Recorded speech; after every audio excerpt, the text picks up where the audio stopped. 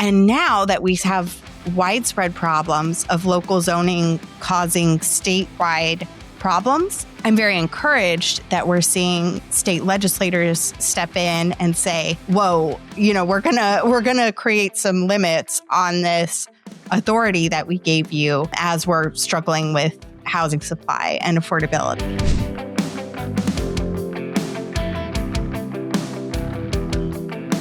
Hello.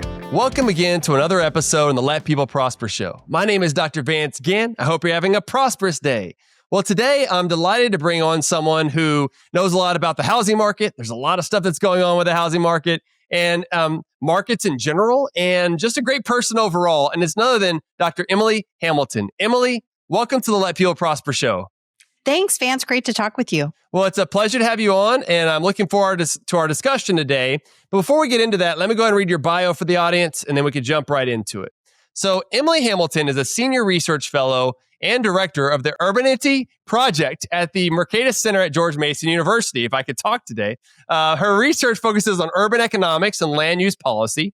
She publishes both academic research and policy work.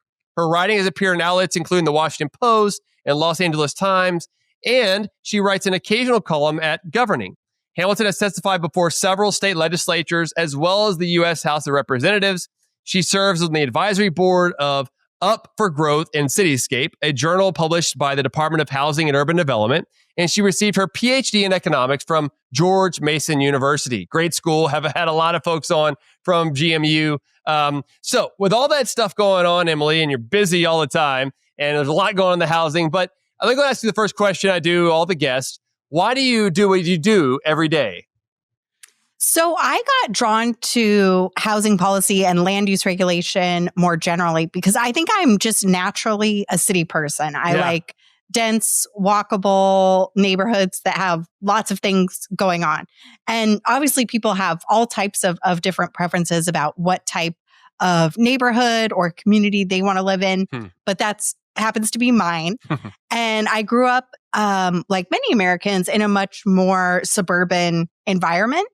And so when I started learning about land use regulations, I learned about all the different types of rules that prevent development and neighborhoods from looking like what I would like to live in, and got really drawn to learning about how policies could be changed to make more urban, walkable development feasible. Excellent. What kind of drew you into that, though? Did you see some problems? I guess maybe some of the affordability issues that are going on. Did that start piquing your interest even more? Certainly. But even before that, back in, I think, 2006, I fell into an internship in the city planning department of my hometown in Grand Junction, Colorado. Okay. And just started learning about what is city planning, like what is zoning, why do we have all these rules? And so I got interested in the topic before affordability started becoming a bigger part of the conversation following the recovery from the great financial crisis. So demand for my work certainly has increased a lot since then, and even more since COVID really sent house prices spiraling even more. But I got interested in it kind of before that was so much centered in the policy conversation. Yeah. I guess even in 2006, for example, that was before the financial crisis and the housing market. Yeah. I guess the boom was going on, but not the bust yet. So you had some of those parts going on as well. Did that change up some of your work back then? Well, certainly the bust did, just because housing was so much in the news. And I think that helped make it something that I wanted to study longer term. Got it. And at GMU, what was kind of your main focus there? Was it also I think it was in housing, but what got you, when you got there and you started writing your dissertation and everything else, what kind of kept you going in that space? Well, it's changed to a degree over time. Whereas when I started out in this topic, I was more focused on consumer choice and allowing neighborhoods to look like they would in a freer market where more options were allowed to be built. Yeah. But since then, I've certainly come around to focusing more on broad-based affordability. And it's also important when we're talking about housing to think about affordability, not just in the narrow terms like the federal government's metric that if people are spending more than 30% of their income on housing costs, their cost burden, but also in a more holistic picture. So can people choose to live in the region where their best opportunities are located? Can people have a commute that leaves them with enough time in the day to spend with their families and friends and on their hobbies? And can people just have a lifestyle that's appealing on lots of dimensions with a fair affordability in narrow terms just being one of those considerations? Yeah. Okay. That makes sense. And are there certain, economists or philosophers or others who kind of got you onto the more free market direction? Oh, yeah, absolutely. One of the first texts that I read about city planning was Jane Jacobs' Death and Life of Great American Cities, which is a real classic in the field. Sanford Ikeda has a newer book out called Cities Cannot Be a Work of Art that looks at Jacobs' work in the context of other economists and free market thinkers. Yeah. Ed Glazer at Harvard was one of the early high-profile economists really drawing attention to the effects of land use regulations on housing affordability. And there are just too many great thinkers in the field to name these days who are doing great work on this topic. Yeah. Well, I mean, it's one of those things where if you think about Maslow's hierarchy of needs, we're all going to need some sort of shelter. And so is it housing? Is it rental? And one of the issues, Emily, that I live in Texas. I live just north of Austin, Texas, in a place called Round Rock and everything. And one of the issues that have been brought up over the last few years is, the kind of issue of institutional investors. And there's been this discussion, especially after COVID in Texas, where it's not as big now, but for a little while there was talk about like banning institutional investors and that sort of things, or limiting how many they could buy and all this sort of thing. But it brought up a good point to me, and I think a lot of that was debunked over time about how much influence the institutional investor was having. But it does indicate to me the supply and the demand in the marketplace for housing and how much of that is limited in size and scope from the government coming in with these different zoning restrictions and everything else. And you often hear the comparison between, Houston, which has very little zoning restrictions, to San Francisco, which has a lot of zoning restrictions and all of this. But whenever I'm talking to kind of my family and friends who don't necessarily spin in economics like we do all the time, they're concerned about how are they, what kind of house are they going to have in the future? And what is this going to mean for new home buyers and everything else? And so from that perspective, as an economist and not someone who's is deep into the housing policy and economics as you are, to me, it makes so much of an impact on all of our lives for our families and everything else. And so I think it's a huge issue to be discussing. And so that's why I'm so glad to talk to you today. Where do you really like to start on housing? Because you've been doing this for a while. How do you like to really, where do you like to start with this conversation? Well, I think it makes sense to start at the very basics of land use regulation, because for people who haven't studied housing policy, they might assume that the type of housing that gets built in most U.S. neighborhoods is just reflecting what people want. Yeah. And to an extent, there's truth to that. Like, for example, I think a lot of Americans want a detached single family house with a yard. Mm-hmm. But they also want other things, like they want to live close to their job and their kids' school, and might want to pursue a job in a particularly high cost area.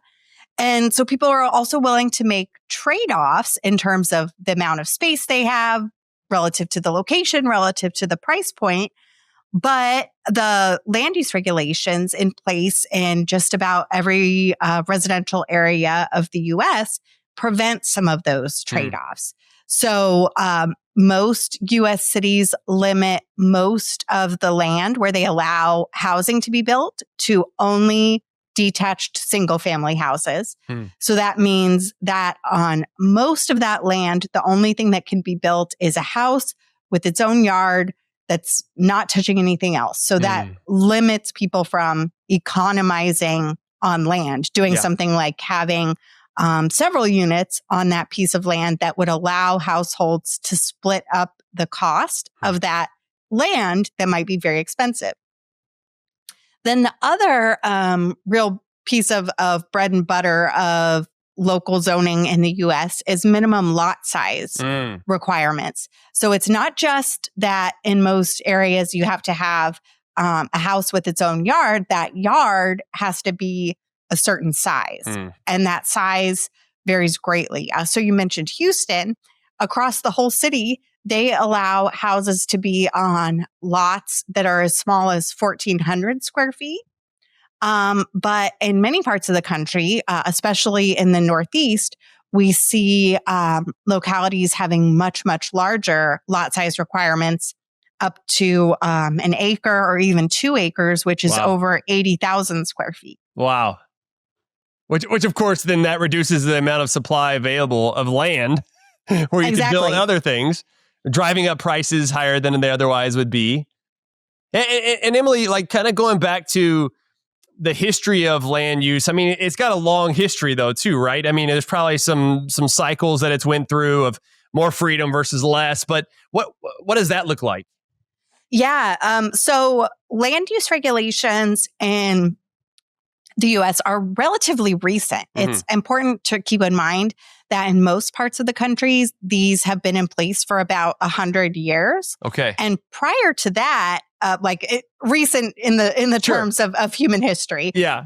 Prior to the last 100 years, property owners in the US and in much of the world were very free to put their land to what they saw as its best use. So that might be a house. It might be a house with a backyard cottage for extended family or renters to live in. It might be an apartment building. It might be a commercial building. We basically had the market driving decisions about what land was used for.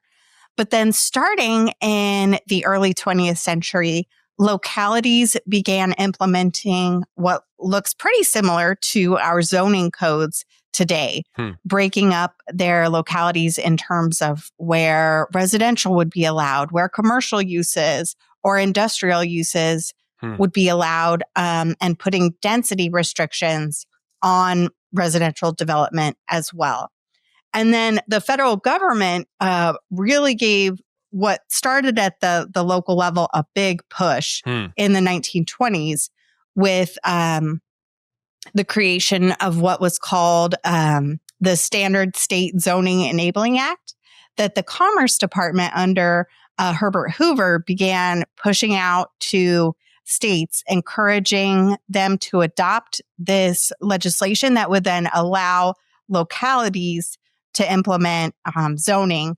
And the federal government really pushed this as like best practice of what state and local governments should be doing to restrict the supply and density of housing. And then that got even more of a federal push following World War II, when federal subsidies for home buyers was often paired with suggestions or in some cases requirements that new housing built under those programs include restrictive zoning. Wow. So we've got to go back to the 20s. I was glad to hear it wasn't, Coolidge. I was like, I don't know, but Hoover, I could see that happening then. I didn't realize that's when it was. Did that also come with funding, or did the funding part really start after World War II? The funding started later. Later? Okay. Yeah. Okay. So these are more like rules or suggestions that they should use, but we're not going to have a lot of strings that are attached at that point under Hoover. That was later on. That's right. Well, actually, starting with the New Deal, the federal government got involved in subsidizing mortgages and creating the 30-year fixed rate mortgage. But that wasn't really tied to land use policy in the way that it was after World War II. Wow. Interesting. Okay. And when was HUD, so Housing and Urban Development, when was that created? Good question. I couldn't tell you. That's okay. I think it hold on, I can look it up as we're talking. Okay, 1965. Okay. So that was a little bit later. Yep. LBJ, same year as Medicaid and Medicare, all the stuff going on then. But yeah, so 1965, and so that also takes in a larger role for the federal government in many aspects of the funding and different things as well. And I guess, like many things in economics, the intentions are good, but the results haven't necessarily been. And what have been some of those types of results, or what do you think about HUD? I guess maybe I should start there. Well, that's a big question. I think that HUD does some important work today, like, for example, the Housing Choice Voucher Program, or Section 8, which provides support for low-income tenants to be able to afford higher quality housing than they would otherwise be able to. Yeah. I think that's the most effective program that we have today for subsidizing housing.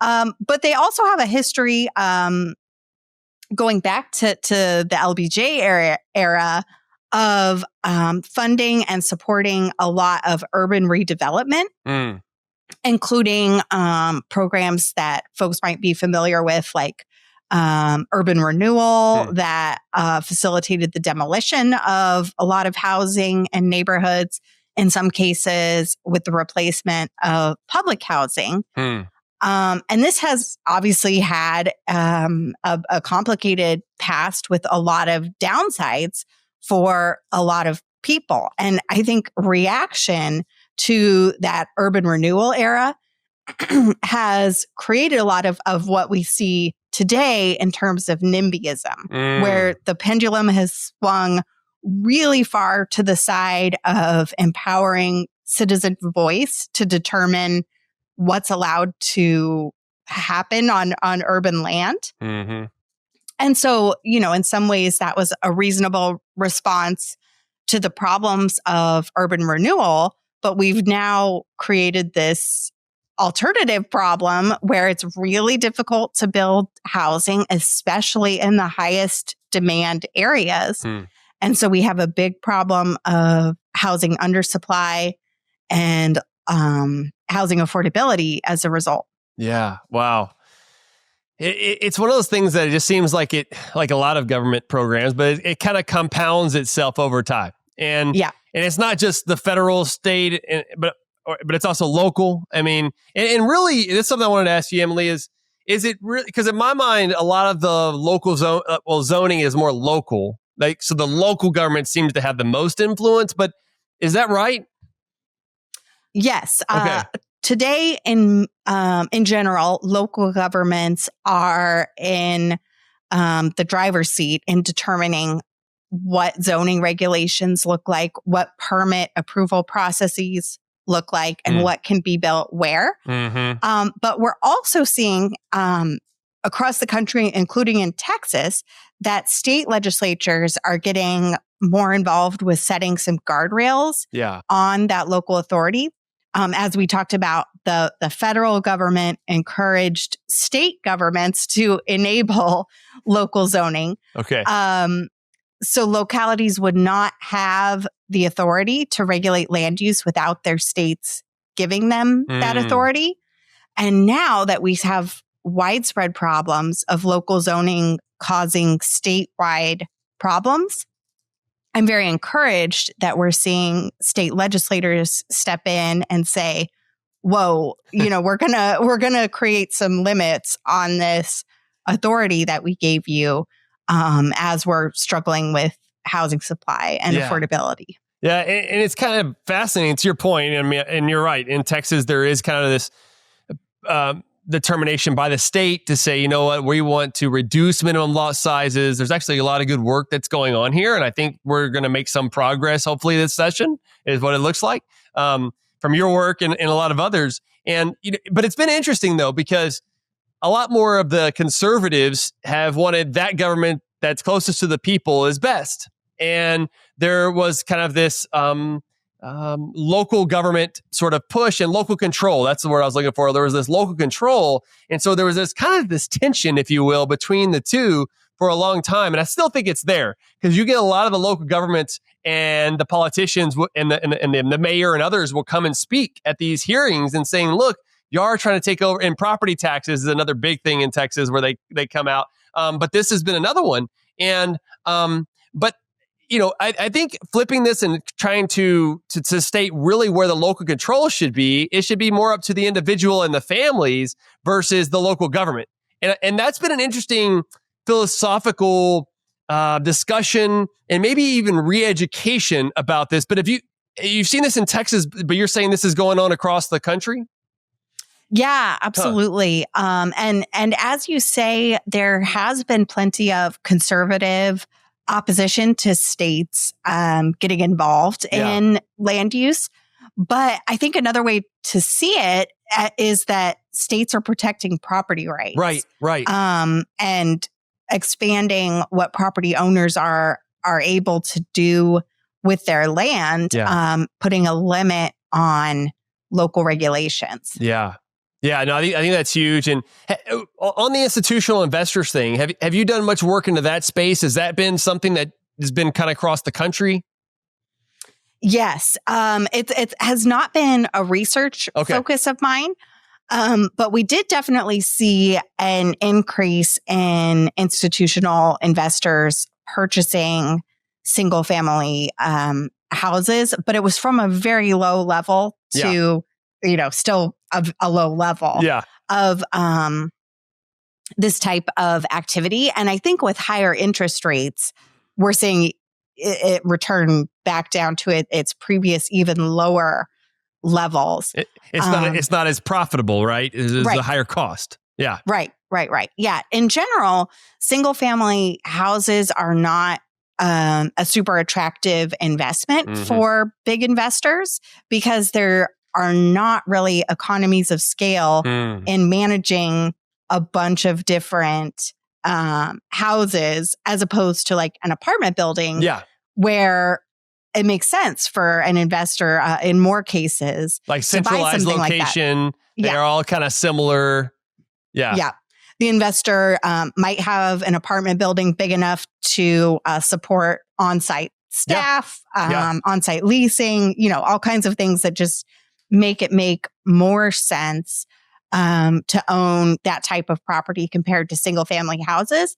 But in part because of zoning restrictions and in part because of changes in housing finance over the past 10 or 15 years, we've seen a change where single family houses have become relatively more popular for investors because their prices have gone up. Their supply has been super constrained. So they're starting to look more attractive, or at least for a short period, they were looking more attractive. But I get nervous about any type of talk about banning investors because the other side of that coin is that the people living in that house are renters. Yes. And that's where the root cause of so much of our housing challenges come from, is people trying to exclude lower income non-homeowners from their communities. Yeah, no, that's a great point. And it seemed like too, just stick on that topic just for a moment, the institutional investors, it was, there was also COVID going on and we had shutdowns, we had limitations on imports. And so that contributed to higher prices, but there were also people like who wanted to sell, but they couldn't sell to someone that was maybe right around them, but they could sell to an institutional investor because of a lot of the restrictions and lockdowns and other things that were going on. So to me, it made sense for those larger institutional investors to come in and buy certain areas. There wasn't a lot of market, a lot of other activity for them to invest in at the time. And the Federal Reserve was pumping tons of money into the market. So there was a lot of liquidity. So that money had to go somewhere. They didn't necessarily want to go stocks and bonds. So they started going to housing. And so to me, it seemed like a perfect, quote unquote, perfect storm. But that was what was going on. And there's also, from what I understand, Emily, and you correct me if I'm wrong, but there's also a lot of quote unquote institutional investors that are really like mom and pop. And a lot of them own things as well. And so when you start banning, you're also banning the supply side, the right. investors who want to make a return that then grows their business or allows them to have savings and wealth. And not only does it hurt maybe some of the renters, but it also hurts other people in the process too. Is that along the lines of what is that the way to think about it? Yeah, I think that's absolutely right. It's important to ask, what's the alternative? Yeah. So if certain classes of investors or investors as a whole aren't allowed to purchase property in an area, that's most likely going to be a reduction of total capital going into housing in that area, because we can assume that it won't be made up by individual home buyers. Yeah. And so it's just one more factor further limiting supply, preventing people from living where they want, and causing affordability challenges. Yeah. And we've always had this idea too of like, having a home is the American dream. And I'd love to hear your thoughts on this, but my thought is that there's not really the American dream. There's an American dream. So some of people aren't going to be able to own a home for a variety of reasons.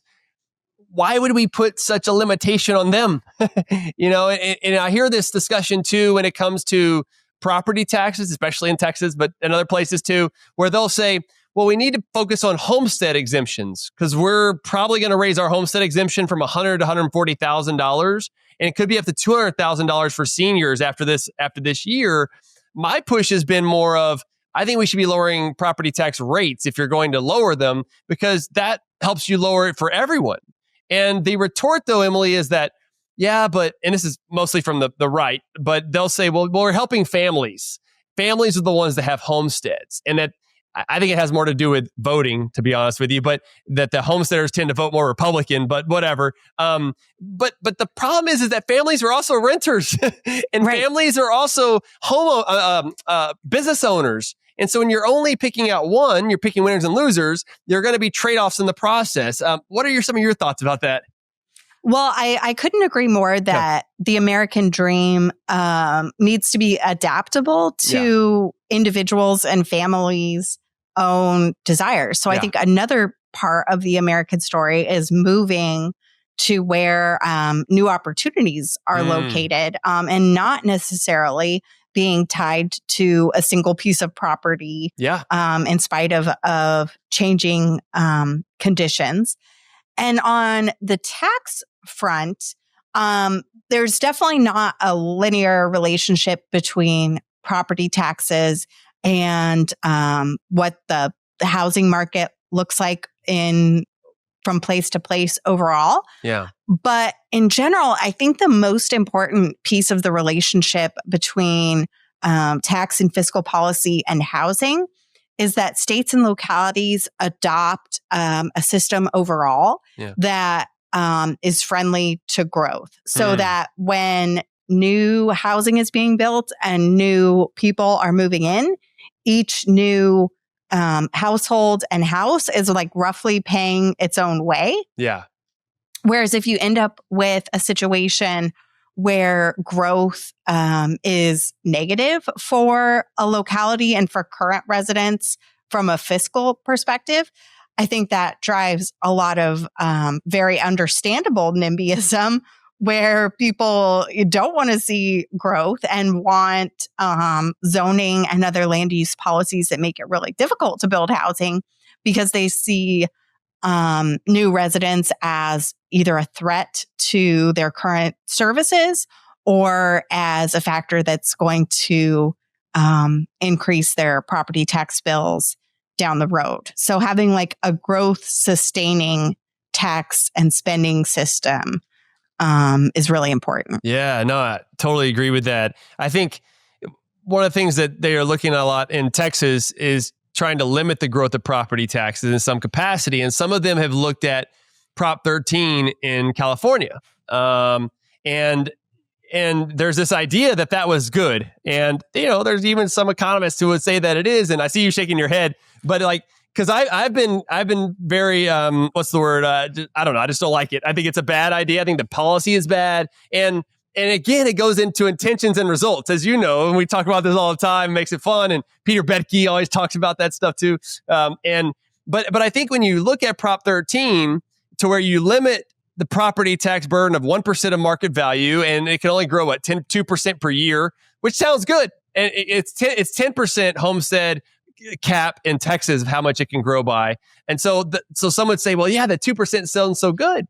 But the problem is, and what I like to say is like, well, if I buy my house at $200,000 and you buy your house across the street 10 years later at $400,000, you're going to be paying a lot more in property taxes than I am for the same services that I'm receiving. So it's not comparable. And what it does is it locks people more in their home to where it reduces the otherwise larger supply of homes in the marketplace, making it to where lower income people and those that are new home buyers are basically priced out of the market. And that's why I think many people are leaving California to move to Texas.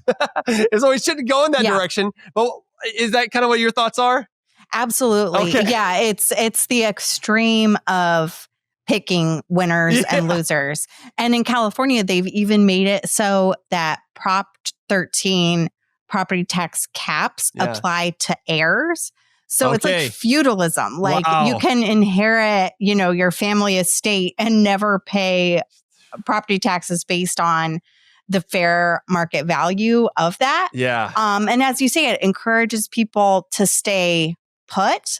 So if we might expect some number of people to choose to downsize after their kids are out of the house or after they are getting on in years and want to live somewhere that doesn't need so much maintenance, they might choose not to because moving anywhere other than this house that they've been locked into for decades is going to mean a bigger property tax bill and might end up costing more as a result than a too big house that they have this property tax benefit. And so it certainly makes things more difficult for newcomers, unfairly so, especially newcomers who might have kids, want more space, might not be super high income, and are increasingly getting shut out of California. Yeah. Oh man, great point. And what I've seen in Texas and some other states too is,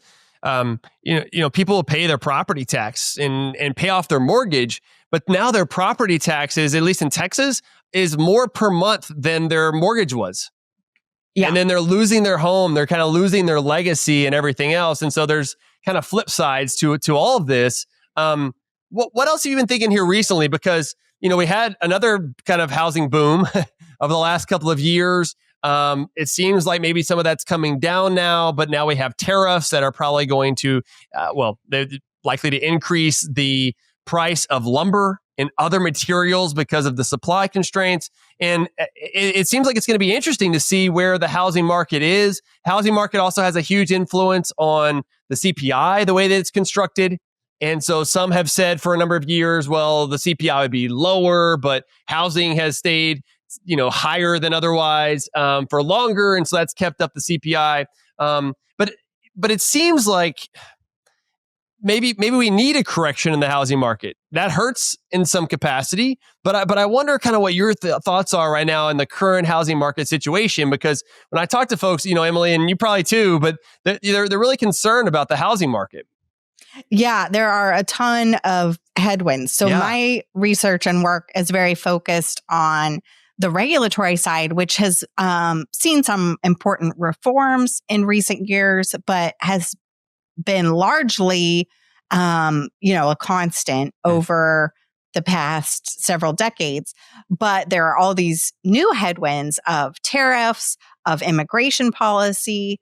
Yeah. Interest rates. Interest rates. Yeah. And so what we need to make a long-term improvement in housing supply and affordability is a big increase in many parts of the country.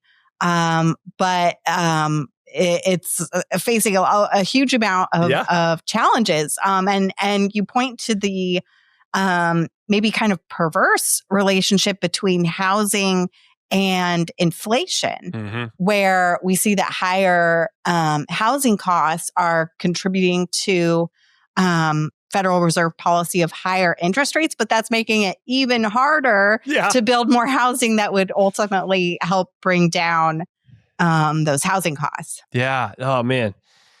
So many moving parts, but it gives you something to keep studying in a number of areas. And I wonder, and not to get necessarily too political on this, but is some of the deregulation by the Trump administration coming in, could some of that be helpful? I know they're also making a higher cost, though, on the tariff side of things. So maybe it's a wash, or maybe it's even more costly on one side. But is some of the deregulation maybe a positive for housing? Well, I think that the tariffs and immigration policy are easily going to swamp anything the federal government might do on the regulatory side. True. But there are some cases where, for example, changes to the National Environmental Policy Act could make it easier to build specific types of NEPA reform could make it easier to build housing that relies on specific government financing programs. Got it. Okay. And so if we're talking to legislators and congressmen and women and others, I mean, it seems like from your work, and I've been a fan of your work for many years now, it seems like it needs to start at the local level as much as possible to get zoning restrictions out of the way and allow for people to build baby build sort of thing. But if they're not going to do that, if they're not going to preserve liberty for housing and other things, then it should be up to the states to kind of go down that path to doing minimum lot sizes for the state and other things like that. Is that right? Is that along the lines? Yeah, I'm always most optimistic about local level reforms because when we have the state stepping in, it's oftentimes because local policymakers don't want to do the right thing for the state. Yeah. So then it can become a game of whack-a-mole where the state is preventing one local barrier to housing supply, and then localities come up with 10 new ways to make it hard to build housing there. Yeah. Whereas if we can build support and political leadership for reform among localities, they can, pursue this path in good faith and adopt holistic processes that are going to make it easier to build less expensive housing. Awesome. Well, as we're closing up now, what do you think about the future for housing? I would like to see a situation where we have much more affordable housing, and you could build it where you want and the size that you want and everything else. And it's kind of this, like you mentioned, but the NIMBY versus YIMBY, yes in my backyard versus not in my backyard sort of approach. It's that there's a tension that's going on. But maybe where do you hope we are in the next 5-10 years? But what's the reality of what we might face as well? Yeah, well, relative to when I started working on this issue, I've gotten a lot more optimistic about the potential for reform because we've seen so much greater awareness of the policy problems in this area. And we have seen both local and state policymakers taking big steps in the direction of making it easier for housing markets to serve people. But on the skeptical side, I just don't know, what tariffs and all these different federal level policies are going to mean for longer run housing construction. So hopefully we don't see those impositions in the market canceling out some of the positive land use and permitting reform that we're seeing. Definitely. a lot of uncertainty. That's kind of the words I've been using for a lot of interviews and everything else. So much uncertainty going on out there. All right. Well, I'll give you the last word. Anything else you'd like to say that we hadn't talked about, or double down on some of the things we did talk about, and some of the best places to find you for the audience? Sure. You can find all of my work at mercatus.org on my research profile page. Okay. As far as social media, I'm mostly on Blue Sky as EBW Hamilton over there. I post there frequently. And I would just encourage folks who are interested in this topic to start following zoning and land use discussions at their local level. There's a huge status quo bias in this area. So if you are of the mind that you would like to see new investment and new housing in your community, you might be in the minority of voices who your local officials get to hear from, representing that more pro-growth view. Yeah. All right. Excellent. Excellent work. Well, it's always good talking with you, Emily. Good luck with everything that you're doing, and God bless you and your family. Thanks so much, Vance. You too. Great to see you. Yeah, you too. Thanks so much, Emily. Well, for the audience, thank you for joining us today. I hope you learned a little bit more about housing and hopefully how we can have more affordable housing in the future. Go out and talk to your local members and others. Get them excited about this too. I'll make sure to put all of Emily's information in the show notes, which you can find at vanceginn.com or vanceginn.substack.com. And so we've got a lot more to talk about, and I'll put more information there as well. But until next time, God bless you and let people prosper.